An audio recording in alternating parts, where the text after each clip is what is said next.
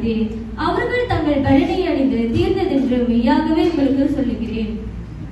நீயோ தர்மம் செய்யும் போது உன் தர்மம் அந்தரங்கமாய் இருப்பதற்கு உன் வலது கை செய்கிறதை உன் இடது கை அறியாதிருக்க கடவுது.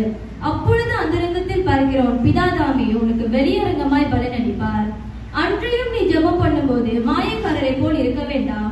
மனுஷர் காணும்படியாக அவர்கள் ஜெப ஆலயங்களிலும் வீதிகளிலும் சந்தைகளிலும் நின்று ஜெபம் பண்ண விரும்புகிறார்கள். அவர்கள் தங்கள் பலனை அடைந்து தீர்ந்ததென்று மெய்யாகவே உங்களுக்கு சொல்லுகிறேன்.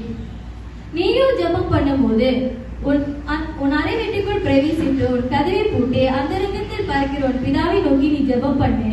அப்பொழுது அந்தரங்கத்தில் பார்க்கிற உன் பிதா உனக்கு வெளியரங்கமாய் பலன் அளிப்பார். அன்றையும் நீ ஜெபம் பண்ணும் போது அஞ்ஞானிகளைப் போல வீண் வார்த்தைகளை அனுப்பாதீர்கள்.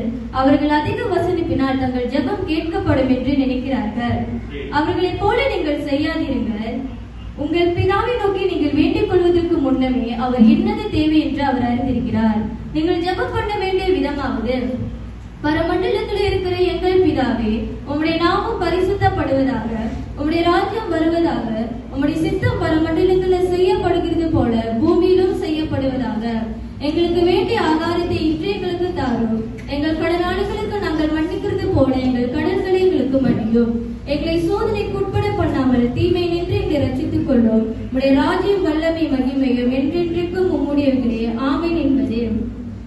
மனுஷருடைய தப்பிதங்களை நீங்கள் மன்னித்தால் உங்கள் பரமபிதா உங்களுக்கும் மன்னிப்பார். மனுஷருடைய தப்பிதங்களை நீங்கள் மன்னியாதிருந்தால் உங்கள் பரமபிதா உங்கள் தப்பிதங்களையும் மன்னியாதிருப்பார். நீங்கள் உபவாசிக்கும் போது மாயக்காரரை போல முகவாடலா இராதீர்கள். அவர்கள் உபவாசிக்கிறதை தங்கள் முகங்களை வாட பண்ணுகிறார்கள். அவர்கள் தங்கள் பலனை அடைந்து தீர்ந்ததென்று மெய்யாகவே உங்களுக்கு சொல்லுகிறேன்.